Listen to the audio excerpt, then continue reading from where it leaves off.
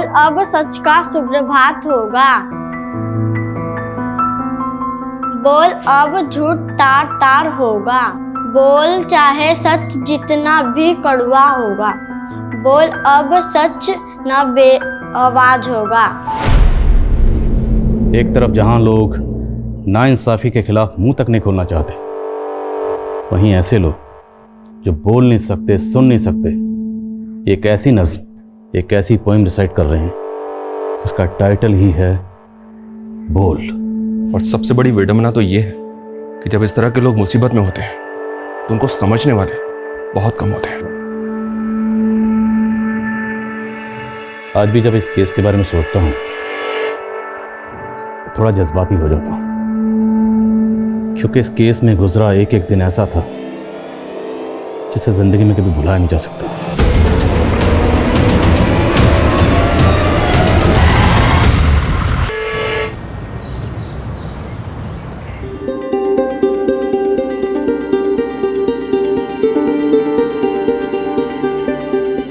दीदी, दीदी जल्दी करो ना, वो लोग आ गए हैं।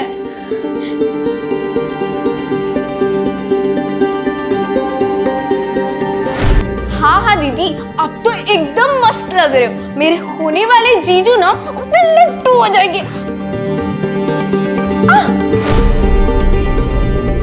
समीर के पापा के गुजरने के बाद समीर ने पूरी घर की जिम्मेदारी संभाली है। पढ़ाई के साथ साथ वो जॉब भी करता था और आज पूरी मेहनत से उसने इंपोर्ट एक्सपोर्ट का बिजनेस जमाया है। हमारी संध्या भले ही सुन बोल नहीं सकती है, लेकिन इसने भी कभी जीवन से हार नहीं मानी, खुद अपने पैरों पे खड़ी हुई है। और हाँ, मेरी दीदी एनजीओ में टीचिंग भी करती है और साथ ही साथ ना एक जॉब भी करती है। काजल, बुरा मत मानिए, वो क्या है ना, थोड़ी मुंहफट है ये। मैं क्या बोल रही थी, समीर को संध्या से बात करनी थी तो। हाँ हाँ काजल बेटा, जाओ इन्हें टेरेस पर ले जाओ।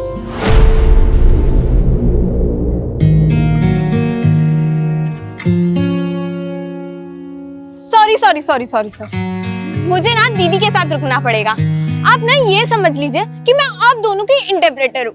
मैं जो कहना चाहता हूँ ना, संध्या जी वो पढ़ लेंगी।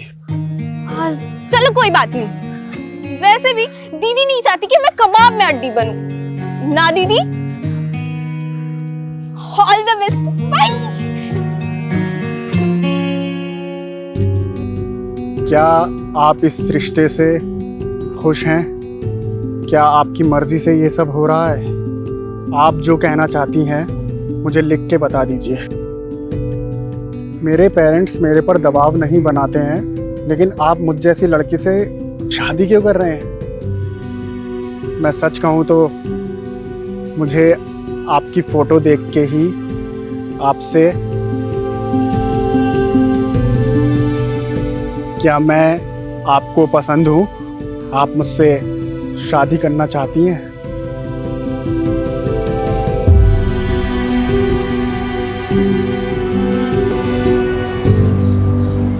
बेटा नाश्ता ले आओ। गोपाल जी, समीर की माँ कह रही थी कि 25 दिन बाद ना शादी का बहुत अच्छा मुहूर्त है। लेकिन इतनी जल्दी शादी की तैयारियां कैसे होंगी? सब हो जाएगी। अच्छा, तुम भी इतनी जल्दी शादी नहीं करना चाहती? आप कुछ महीने और हमारे साथ रहना चाहती है, इतने जल्दी विदा नहीं होना चाहती। बेटी को एक दिन घर से विदा होना ही पड़ता है। भगवान करे तू जहां भी रहे खुश रहे।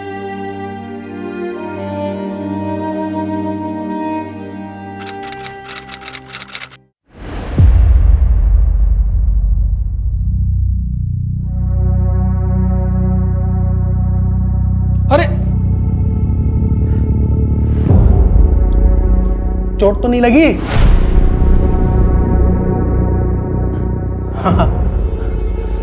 कमाल का बदन है तुम्हारा।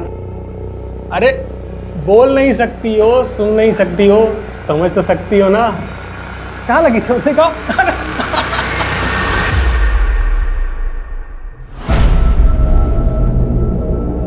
संध्या वेरी पंचुअल।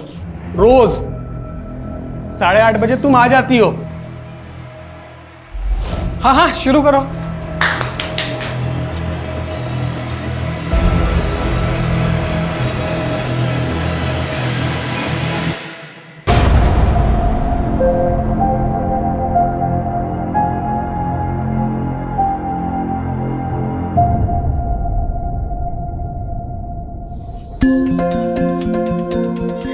संध्या, बड़ी चैटिंग वैटिंग हो रही है। लगता है समीर तुझे बहुत पसंद आ गया है। आए हाय, शर्मा रही है। सिर्फ चैटिंग ही हो रही है या डेटिंग भी हुई? 2 बार? वाह, वैसे डेटिंग पे क्या हुआ? किस विस हुआ?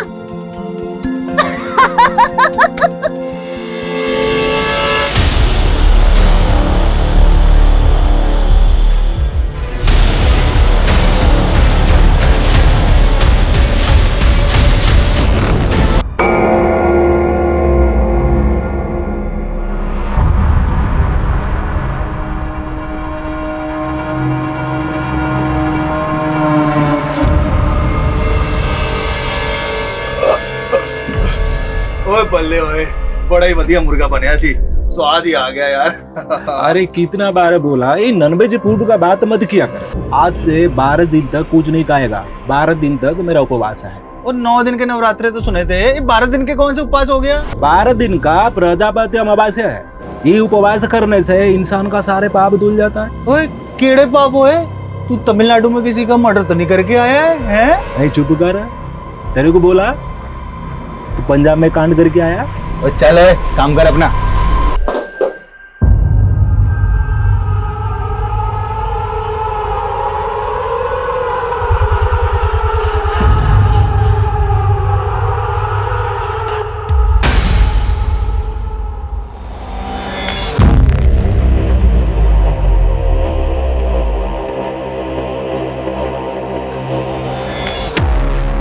चोर साले, चोरी करने लग गया तू? ये क्या कर रहे हो सेठ जी? मैं तो गहने ठीक से लगा रहा था। झूठ मत बोल, संध्या ने मुझे सब बताया। एक गहना तेरी जेब में भी है ना? नहीं। चल बाहर चल, बाहर चल, चेक करा। ये क्या है? सेठ जी गलती हो गई। अभी तुझे जेल की हवा खिलाता हूँ।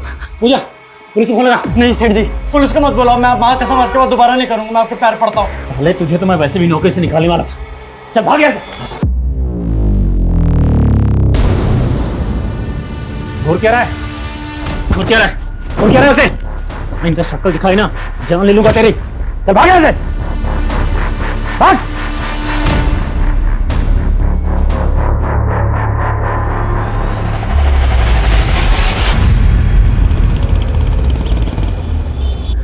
ये संध्या अभी तक क्यों नहीं आई? इतना लेट तो कभी नहीं होती थी। पापा, मैंने आपके फोन से कई बार मैसेज किया, लेकिन दीदी जवाब ही नहीं दे रही है। एक काम करो ना, उसे वीडियो कॉल करके पूछो कि वो कहाँ पहुंची।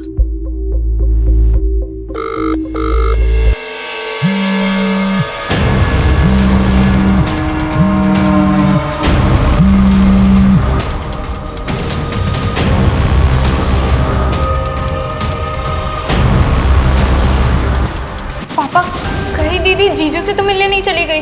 अरे वो हमें बिना बताए समीर जी से मिलने नहीं जाएगी। हाँ, पर कल मैंने उनके फोन पे मैसेजेस देखे थे। जीजू ना दीदी को मिलने बुला रहे थे। समीर जी को फोन करके देखता हूँ। आप जिस नंबर को डायल कर रहे हैं वो इस समय स्विच। समीर जी का फोन तो बंद है।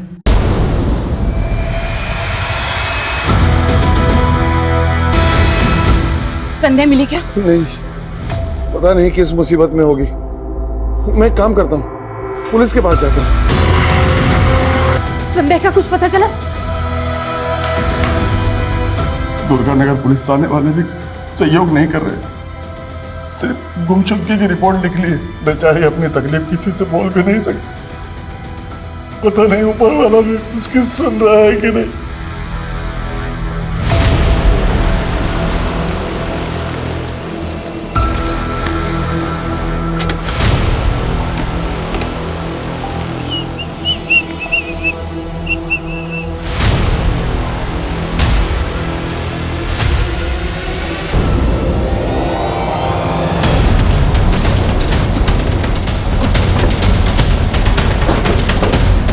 सर, कॉलर ने इसी माइलस्टोन के पास लड़की की डेड बॉडी देखी।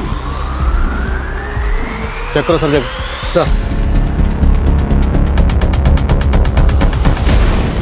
सर लाश यहाँ पे।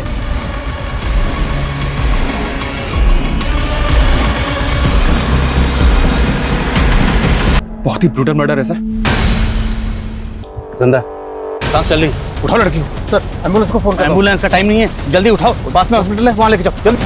क्विक। ऐसे सुमन से कहो हॉस्पिटल की फॉर्मेलिटी रेडी करने के लिए। विटनेस कौन था जिसने कॉल किया था? उसने अपनी पहचान नहीं बताई थी सर। आप कौन बोल रहे हैं? पहचान नहीं बताई, ऐसा क्यों किया? पता करो विटनेस कौन था, हो सकता है वो जानता हो लड़की कौन है, पता करो।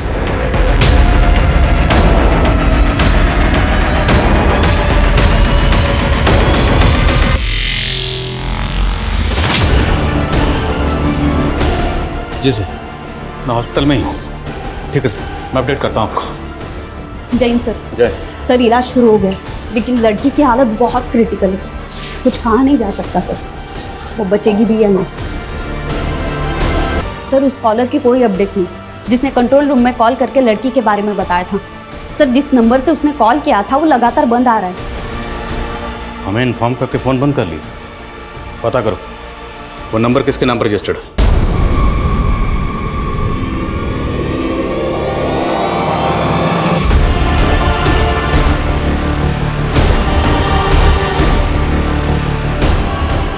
सर लड़की के साथ इतनी ब्रूटैलिटी हुई है कि मुझे उसको जिंदा देखे भी ताज्जुब हो रहा है। सर ऐसा किसी के साथ कोई कैसे कर सकता है? रेप नहीं, शायद गैंग रेप। रेपिस्ट इतने वहशी थे कि उन्होंने रेप के बाद लड़की के प्राइवेट पार्ट को बुरी तरीके से डैमेज कर दिया। हाथों की सारी उंगलियों में फ्रैक्चर्स हैं, लगता है जैसे बुरी तरह से मरोड़ दिया है। लगता है कांच की बोतल घुसा दी है। लड़की होश में कब तक आ जाएगा? सर जिंदा लाश की तरह है, अभी कहा नहीं जा सकता कि वो सरवाइव करेगी या नहीं।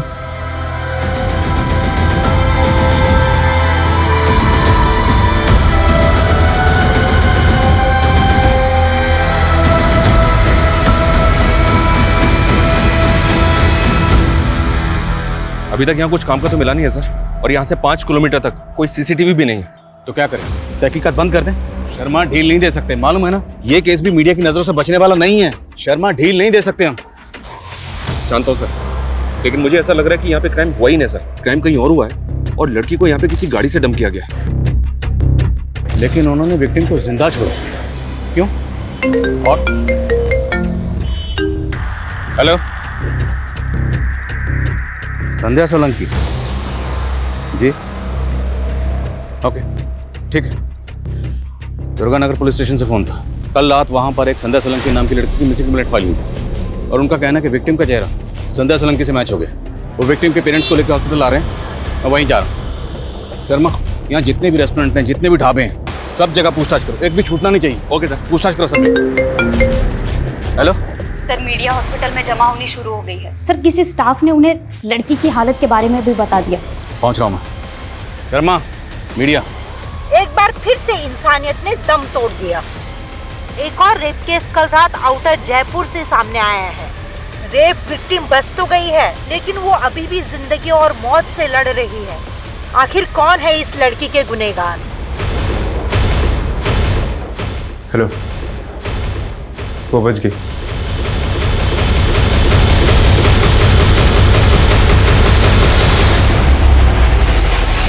साहब, दुर्गानगर पुलिस वालों से मैंने बहुत कहा कि कुछ कीजिए, लेकिन उन्होंने कुछ भी नहीं किया। मैंने हाथ जोड़े उनके कि मेरी बेटी बोल सुन नहीं सकती, तो कुछ नहीं किया उन्होंने। संध्या बोल सुन नहीं सकती? नहीं साहब। गोपाल जी समझ, ये बताइए, क्या आप लोगों को किसी पर शक है? साहब, हम सीधे साधे लोग हैं, हमारा कौन दुश्मन होगा साहब? आपने संध्या को जब आखिरी बार सही सलामत देखा था तो घर से कहाँ गई थी? कल सुबह वो एक एनजीओ में अपने जैसे दिव्यांग बच्चों को पढ़ाती है, 8:30 से 10:30 बजे तक, और फिर अपनी नौकरी पे जाती है। नौकरी करने कहाँ जाती? साहब, वो एक गहने जेवर की दुकान पे। दुकान कहाँ पे? वानी विहार में। वानी विहार? आप रहते हैं दुर्गा नगर में और दुकान है वानी विहार में, लेकिन संध्या हमें जख्मी हालत में सीकर हाईवे पर मिली, जो इस रोड से बिल्कुल अलग है। वो घर से काम पर कैसे आती जाती थी? साहब वो वानी विहार रिक्शे में आती जाती थी।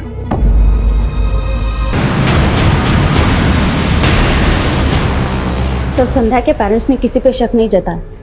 हो सकता है केस की तरह संध्या के साथ ये सब रैंडम क्रिमिनल्स ने किया होगा। सर, मीडिया भी तो यही कह रहा है। सुमन, जरूरी नहीं है जो मीडिया कह रहा है हम भी उसी को सच मान लें। हमें अपना काम अपने तरीके से करना है। हमें पर्सनल और आउटसाइडर हर एंगल को इन्वेस्टिगेट करना है।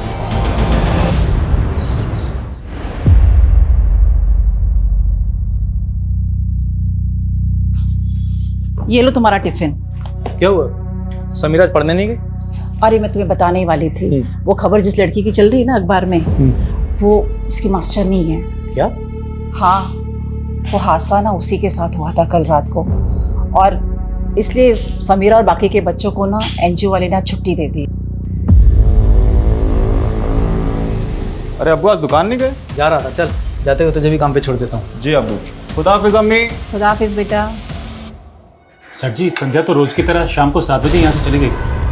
संध्या रहती है दुर्गा नगर में, पर हमें जख्मी हालत में वो सीकर हाईवे पर मिली। वहाँ कैसे पहुँच गई? सर, मैं ये कैसे बता सकता हूँ? आप पूजा से पूछिए ना, ये दोनों साथ में घर जाती हैं। हाँ सर, हम एक साथ ऑटो में घर जाते हैं, लेकिन कल मुझे कहीं और काम था, इसलिए वो अकेले चली गई। इस एरिया में जितने भी ऑटो वाले हैं सबसे इंक्वायरी करो। ज्वेलरी शॉप से लेकर क्राइम सीन तक जहाँ भी सीसीटीवी है, मुझे कल की सबकी फुटेज चाहिए। क्या संध्या पे किसी लड़के की बुरी नजर थी? आपको किसी पे शक? सर, मुझे उस योगेश पे शक है। उसी ने बदला लिया है संध्या से। कौन योगेश? सर, योगेश यहीं काम करता था। 2 दिन पहले उसकी चोरी पकड़ी गई थी। संध्या ने ही उसकी चोरी पकड़ी थी। ये क्या है? सेठ से गलती हो गई। और सर, 2 दिन पहले ही रास्ते में घर जाते वक्त उसने हमारा रास्ता रोका था। योगेश, संध्या को परेशान मत कर। तो क्या आरती उतारो सन पुतले की?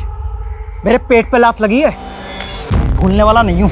आप लोगों को पूरा यकीन है कि संध्या के साथ ये सब योगेश ने किया होगा? बिल्कुल सर, तभी तो कल रात से उसका फोन ऑफ आ रहा है। रहता कहाँ है योगेश? वैसे तो धौलपुर का रहने वाला है, लेकिन उसके गांव का एड्रेस नहीं पता मुझे।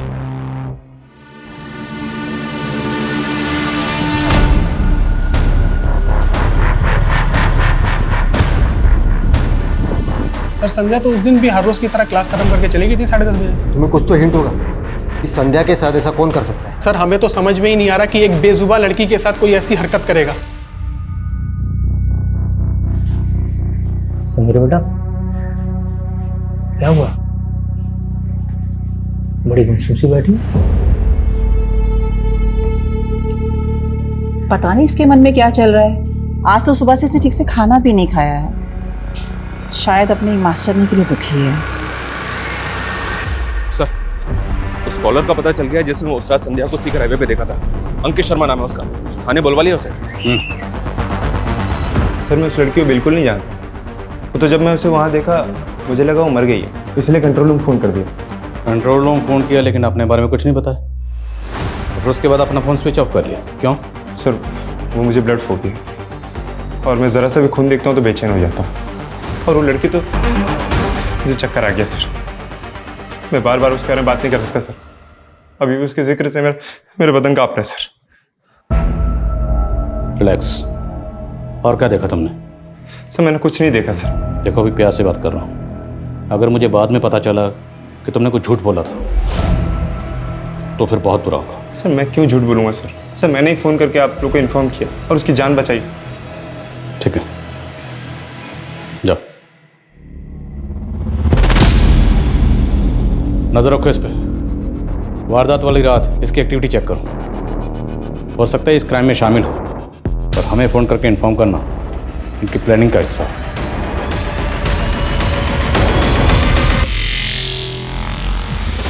मैम, संध्या को होश आ गया।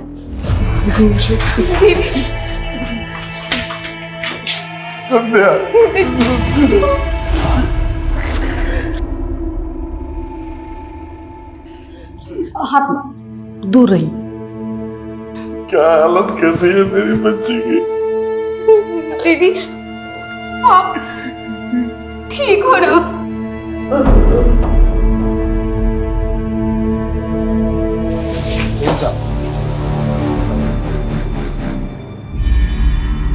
गोपाल जी, हम संध्या से कुछ सवाल पूछना चाहते हैं, लेकिन इसमें हमें आप लोगों की मदद की जरूरत है।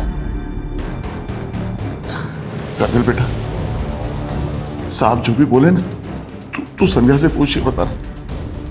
काजल बेटा, हम ये जानना चाहते हैं कि आपकी दीदी के साथ जिसने ये किया, क्या वो उसे जानती है? प्लीज।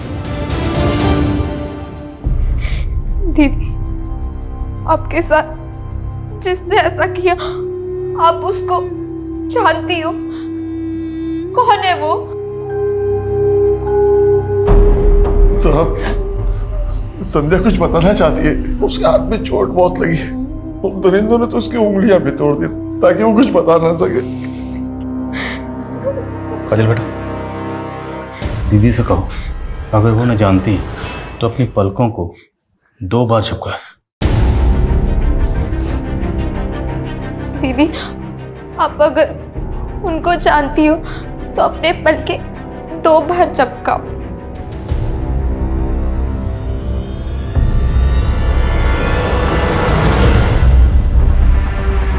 इसका मतलब संध्या अपने गुनहगारों को जानती है। नाम पूछ सकते हो? दीदी नहीं बता पाएंगी। काजल बेटा, इन पेपर्स पर ए से लेकर जेड तक सारे अल्फाबेट लिखे। अब दीदी को बोलना कि जिसने ये सब किया है, अगर उसका नाम इनमें से किसी अल्फाबेट से शुरू होता है तो पहले की तरह 2 बार पलके चिपकानी है। समझ गए ना? दीदी, उसका नाम ए से शुरू होता है।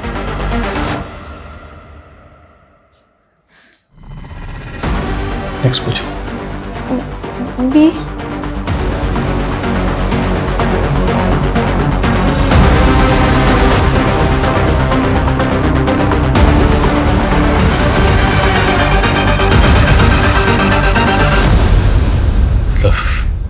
फर्स्ट लेटर एस, सेकंड पूछो ना। सेकंड लेटर क्या है?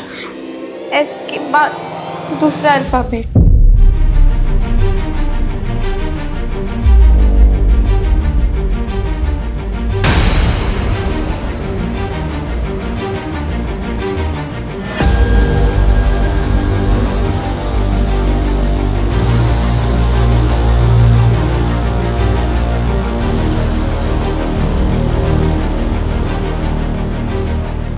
बस कीजिए, पेशेंट की तबीयत खराब हो रही है। जाइए आप प्लीज। संध्या के क्रिमिनल के नाम के इनिशियल 3 अल्फाबेट्स ऐसे एम है। कौन है ये? कुछ अंदाजा आप लोगों को?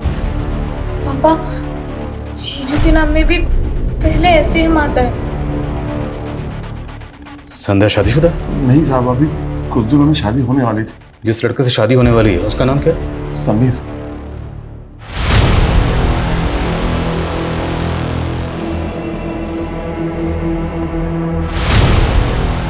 गोपाल जी, समीर और उसकी माँ दोनों के फ़ोन बंद हैं और हमें पता चला है कि समीर तो अकेला रहता है, उसकी माँ उसके साथ रहती नहीं है। माँ गांव में रहती थी, वो इस रिश्ते के लिए यहाँ आई थी। गाँव कौन सा? भिवानी, ये बिमलेश की दूर की रिश्तेदार है। तो आपके पास गांव का एड्रेस तो होगा? एड्रेस वो मुझे सिर्फ गांव का मालूम है, एड्रेस मुझे नहीं पता। वो मुझे यहीं जयपुर में मिली थी। समीर की पूरी हिस्ट्री बता करो, लुकआउट नोटिस जारी करो उसके लिए और भिवानी पुलिस से कांटेक्ट करो। पता करवाओ भिवानी पुलिस से कि समीर की माँ भिवानी में कहाँ रहती है। एक्सक्यूज मी डॉक्टर, संध्या से मिल सकते हैं? मैं अभी आपको अलाउ नहीं करूंगी।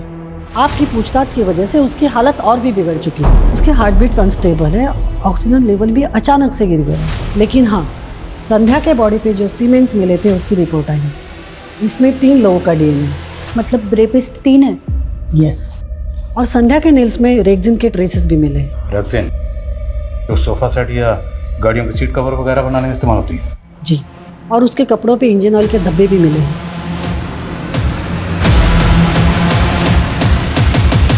नहीं सर, कुछ भी नहीं है। इस एरिया में कोई भी गैरेज नहीं है सर। ये एरिया रात में काफी सुनसान भी रहता है। यहाँ सिर्फ हैवी वेट व्हीकल्स और बसेज ही चलती हैं। आसपास इंक्वायरी भी की लेकिन कोई विटनेस नहीं मिला। संध्या के नेल्स में रेक्सिन के ट्रेसेस मिले। उस तरह का रेक्सिन गाड़ियों के सीट कवर बनाने में इस्तेमाल होता है। तो सर शायद संध्या का रेप किसी व्हीकल में हुआ। इस स्ट्रगल के दौरान रेक्सिन उसके नेल में आ गए। मीडिया इस केस को किस से जोड़ रही है? केस में भी तो यही हुआ था सर, चलती बस में रेप हुआ था। केस में क्रिमिनल रैंडम थे, लेकिन यहाँ संध्या क्रिमिनल को जानती है। उनमें से एक का नाम SAM से शुरू होता है। सैम समीर से मैच होता है, लेकिन संध्या के जान पहचान के जितने भी लोग हैं सबके बारे में पता करो और उसके फ़ोन की कॉन्टैक्ट लिस्ट भी स्कैन करो। देखो कि किस किस का नाम SAM से शुरू होता है। और यहाँ से 7 किलोमीटर दूर जो टोल नाका है उसकी CCTV फुटेज स्कैन करो। विटनेस ने हमें फ़ोन किया था रात के 12 बजे के आसपास। रात को 12 बजे के आसपास उस टोल नाका से जितनी भी गाड़ियाँ गुजरी हैं सबकी लिस्टिंग करो, सबको स्कैन करो, एक भी गाड़ी छूटनी नहीं चाहिए।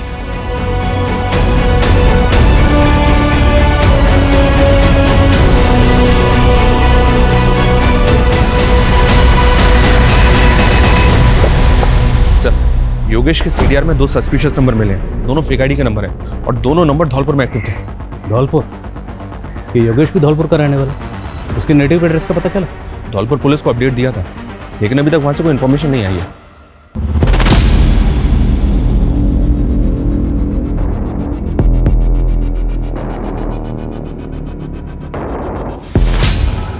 और हम सिर्फ योगेश और समीर तक नहीं रुक सकते। संध्या जिस ऑटो रिक्शा में ट्रैवल करती थी सब ड्राइवर्स को इकट्ठा करो, सबका DNA लो। ये इलाके के जितने भी हिस्ट्री शीटर्स हैं, सेक्स ऑफेंडर्स हैं, सबका DNA लो। जब तक रेपिस्ट मिल नहीं जाते हम चैन से नहीं बैठे। सर मैंने आपको इन्फॉर्म किया और आप मेरा ही DNA ले रहे हैं। मैंने कुछ नहीं किया सर। अगर तुमने कुछ नहीं किया है तो फिर डर क्यों रहे हो?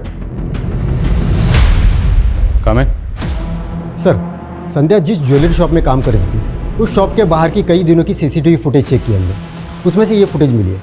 इस फुटेज में संध्या और पूजा को एक लड़की फॉलो करते हुए दिख रही है। क्या आप इस लड़की को जानते हो? नहीं मैडम। नहीं सर, मैं इस लड़की को नहीं जानती, पहले कभी भी नहीं देखा।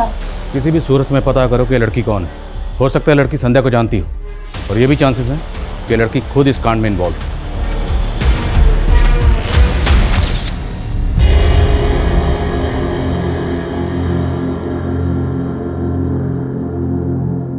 सर हमें समीर के कॉल रिकॉर्ड्स चेक किए, उसका अंकित और योगेश के साथ तो कोई कनेक्शन नहीं मिला, लेकिन उसके कॉल रिकॉर्ड्स में एक स्ट्रेंज बात पता चली है। समीर संध्या से ज़्यादा संध्या की माँ बिमलेश से बातें किया करता था। इसमें अजीब बात क्या है? सर बातें जितनी फ्रीक्वेंटली और लंबी लंबी होती थी वो थोड़ा अजीब है। और बिमलेश संध्या की सगी माँ भी नहीं है। तुम कहना चाहते हो कि समीर और बिमलेश के बीच में कोई अफेयर? ये सब तुम्हारी वजह से हुआ। न तुम संध्या की शादी समीर से तय करती, न ये सब होता। मैं तो बस यही चाहती थी कि संध्या का घर बच जाए, उसकी शादी हो जाए। मुझे नहीं पता था कि उसके साथ ऐसा होगा।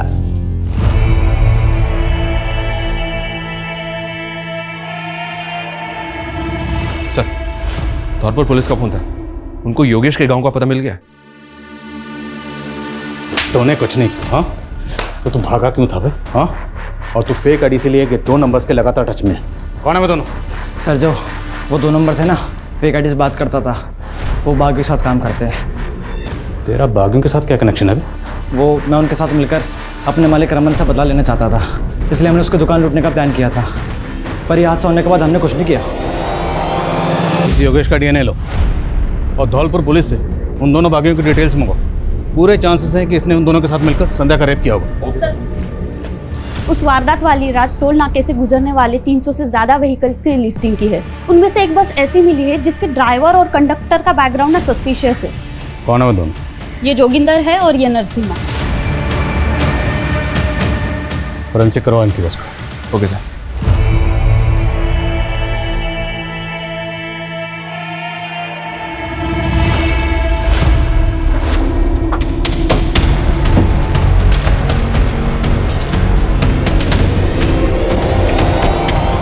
हमें बेकार में फंस गया। हमें पता नहीं हमारे बस में कोई कांड करके चला गया, हम कुछ नहीं किया। नहीं सर, सब सच बोल रहे हैं सर, हमने कुछ भी नहीं किया सर। हमारी बस खराब हो गई थी तो हम उसको अड्डे पर खड़ी करके चले गए और अगले दिन जब सुबह आए तो हमने देखा कि बस के अंदर खून था सर। सब हम घबरा गए थे सर, इसलिए हम बस को साफ कर दिया सर। बस में एक मोबाइल भी मिला, मोबाइल कचड़े के साथ फेंक दिए।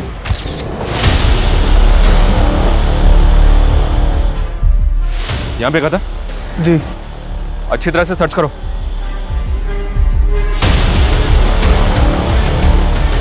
सर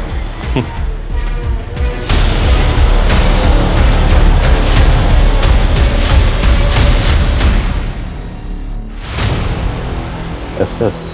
सर ये फोन और खून लगा हुआ ये शर्ट का टैग हो सकता है स्ट्रगल के दौरान क्रिमिनल की शर्ट से निकल गया। डालो गाड़ी में दोनों को।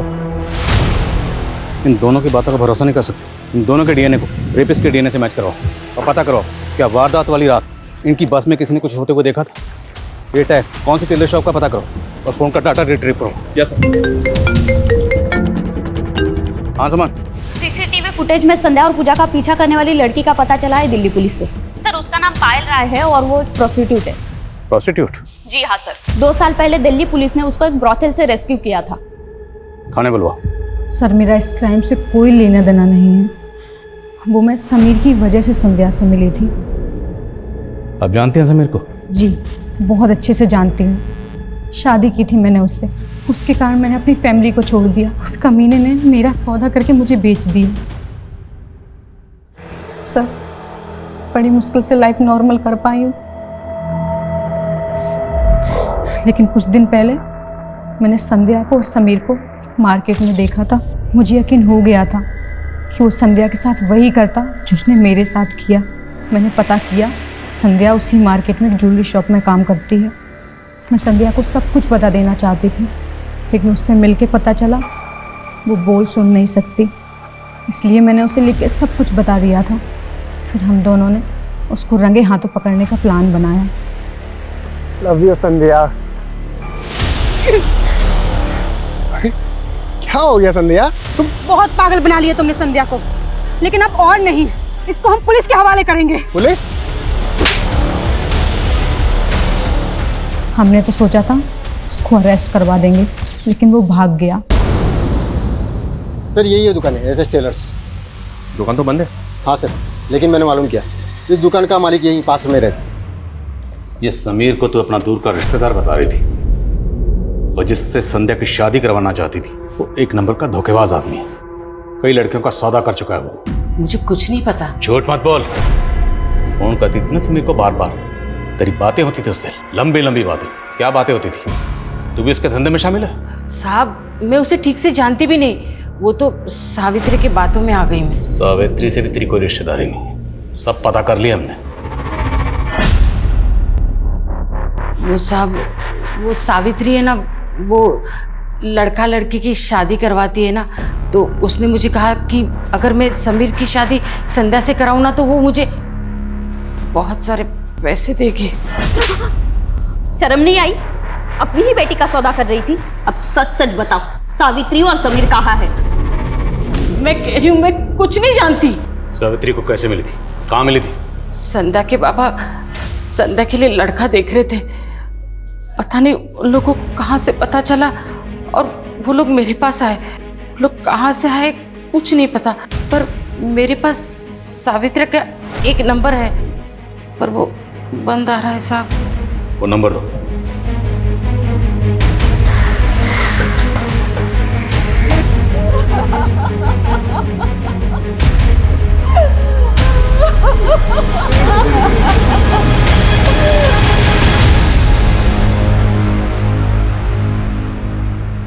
सलीम, एक मिनट बात करनी है आपसे। माफ कीजिएगा, हमें आपसे इस वक्त पूछताछ करनी पड़ रही है, जरूरी है। वो एसएस टेलर शॉप आपकी है ना? जी हाँ। दरअसल एक केस के सिलसिले में आपसे कुछ बात करनी है हमें। साहब मैं अभी आपसे कुछ भी बात नहीं कर सकता। तेरी वजह से मेरी बेटी इस हालत में है, तेरी वजह से।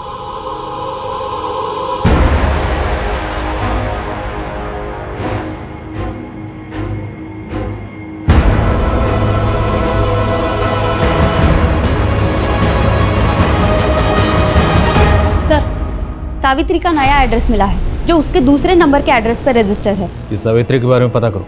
सावित्री से हमें समीर की लीड मिल सकती है। Sir, SS Taylor shop Salim Qureshi नाम के आदमी की है। आज उसकी बेटी का इंतकाल हो गया, इसलिए उसने बात करने से मना कर दिया। बेटी का नाम समीरा था। इस समीरा का और संध्या का कनेक्शन भी मिला है। समीरा उसी एनजीओ में पढ़ने जाती थी जहाँ संध्या पढ़ाती थी। और इम्पोर्टेंट बात यह सर कि समीरा भी संध्या की तरह बोल सुन नहीं सकती थी। बस में समीरा के बाप की टेलर शॉप का टैग मिला है जिसपे SS लिखा हुआ है। मुझे ऐसा लग रहा है कि ये कोई इत्तेफाक नहीं हो सकता। समीरा, इसके नाम के 3 पहले अल्फाबेट हैं SAN, और ये उसी NGO में पढ़ने जाती थी जहां संध्या पढ़ाती थी। नेचुरल डेथ है? नो सर, सुसाइड किया है। लोकल पुलिस ने ज़्यादा इंक्वायरी नहीं की और ये लोग आज उसको अंतिम संस्कार के लिए भी ले जाने वाले हैं। चलो।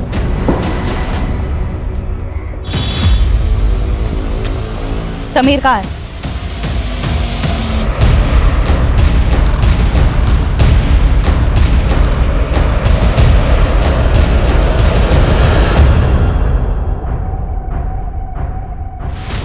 साहब, आप फिर वापस आ गए?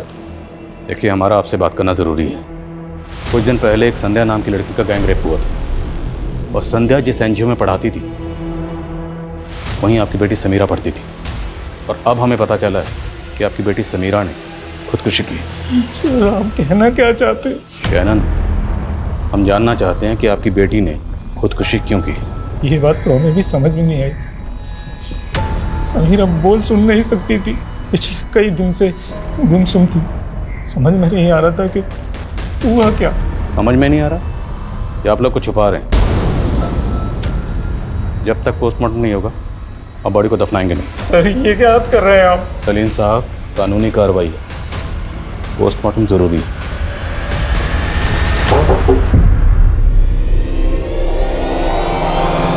तुझे क्या लगा था वो लड़की बोल सुन नहीं सकती तो किसी को कुछ पता नहीं चलेगा? लेकिन उसने तेरी सच्चाई हमारे सामने ला ही थी। मेरा इसमें कोई हाथ नहीं है, मैंने कुछ नहीं किया है सर। बकवास बंद कर। ये बता, तेरे साथ 2 लोग और कौन थे? कोई नहीं था सर। सर, मैं ऐसा गंदा काम कभी नहीं कर सकता सर। साले लड़कियों के साथ शादी करता है, उनको धोखा देता है, फिर बेचता है, और ये गंदा काम नहीं है? हाँ, ये ऐसे नहीं मानेगा। हड़ घेड़ इसके।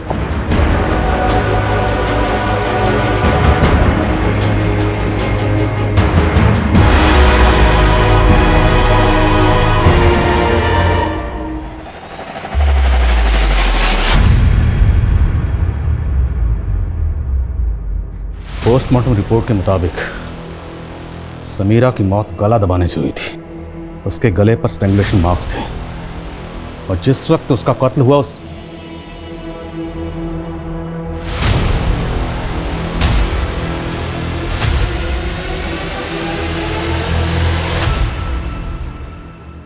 समीरा का कत्ल हुआ था।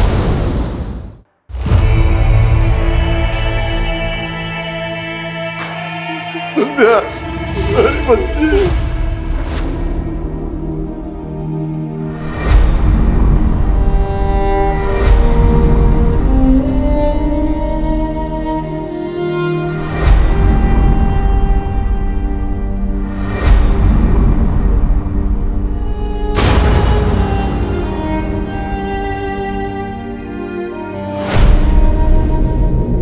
और यह है उसकी पोस्टमार्टम रिपोर्ट। पोस्टमार्टम रिपोर्ट के मुताबिक जिस वक्त उसका कत्ल हुआ वो प्रेग्नेंट थी, और आप लोग ये बात अच्छी तरह से जानते थे कि समीरा प्रेग्नेंट है, इसलिए जानबूझकर उसका पोस्टमार्टम नहीं करवाया। घर की इज्जत बचाने के चक्कर में उसे मार दिया। खुद अपने हाथों से अपनी बेटी को मारा। ऑनर के लिए किया आप लोगों ने। नहीं सर, हमने समीरा को नहीं मारा। झूठ मत बोलो। हाँ, हम जानते थे कि समीरा पेट से थी। कुछ दिनों से बहुत उदास रहती थी समीरा। एक दिन जब उसकी तबीयत बिगड़ी तो मैं उसे डॉक्टर के पास लेकर गई, और वहां मुझे पता चला कि समीरा पेट से थी। बोल, ये सब किसने किया? उसने कुछ नहीं बताया हमें। बदनामी के डर से हम तो उसका अबॉर्शन करवाने की सोचने लगे, लेकिन जब परसों मैं काम से वापस आई तो वो फंदे से लटक रही थी। बस सर, यकीन मानिए हमारा, हमें नहीं पता था कि समीरा का किसी ने खून कर दिया। वैसे भी मोहल्ले के सभी लोग उसका मजाक उड़ाने लगे थे। ऐसे लोगों को समाज चैन से कहाँ जीने देता है सर। हमें तो पहले से ही शक था कि एनजीओ में उसके साथ कुछ गलत हुआ। बेचारी एनजीओ के अलावा और कहीं नहीं जाती थी। अरे मुझे क्यों अरेस्ट कर रहे हो? मेरा क्या कसूर है? अबे मालूम है तू बच्चों के साथ क्या क्या करता है? बिठाओ इसको। एसएस, ये टैग तेरी ही दुकान का है। किसने सिलवाया था ये? साहब, बहुत से लोग सिलवाने आते हैं, चेक करना पड़ेगा। चेक करो अभी के अभी। जी साहब। सर बिलीव मी सर, मैंने कुछ नहीं किया। यकीन वो तो डीएनए रिपोर्ट से पता चल ही जाएगा। मैं क्या हुआ? ये नहीं हो सकता। क्या नहीं हो सकता?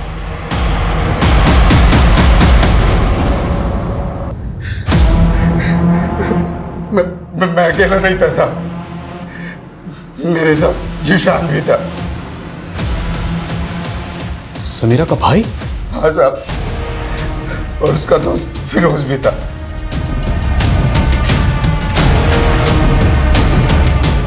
उस मासूम ने तुम लोगों का क्या बिगाड़ा था जो उसे इतनी बुरी? ये सब समीरा की वजह से हुआ है साहब। क्या हुआ था? एक दिन मैं और वसीम मामू नशा कर रहे थे और नशा बहुत ज़्यादा हो गया था और मैंने समीरा का रेप कर दिया। मेरे साथ वसीम मामू ने भी उसका फिर रेप किया और फिरोज ने भी उसका रेप किया। ये सब अक्सर होने लगा था साहब।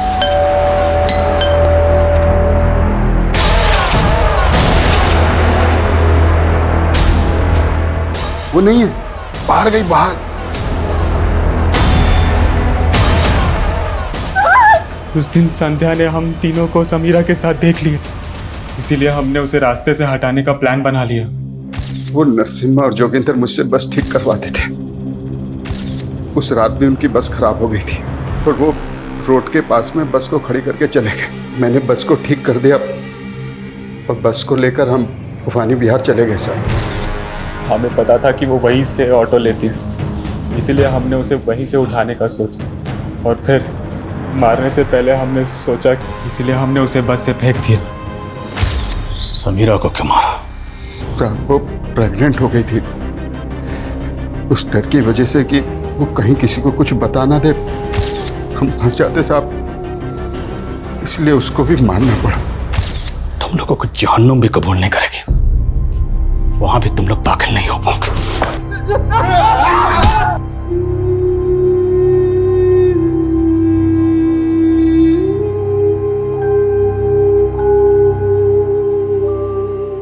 सर, हमने ऐसे कितने सारे केसेस देखे जिसमें छोटी बच्चियों का उनके अपने ही शारीरिक शोषण करते और वो ये बात अपने माता पिता को भी नहीं बता पाते। और या समीरा तो बोल सुन भी नहीं सकती थी। सर, उसके लिए कितना मुश्किल होगा अपने माता पिता को ये बता पाना कि खुद उसके मामा और भाई ने ही उसका शोषण किया है।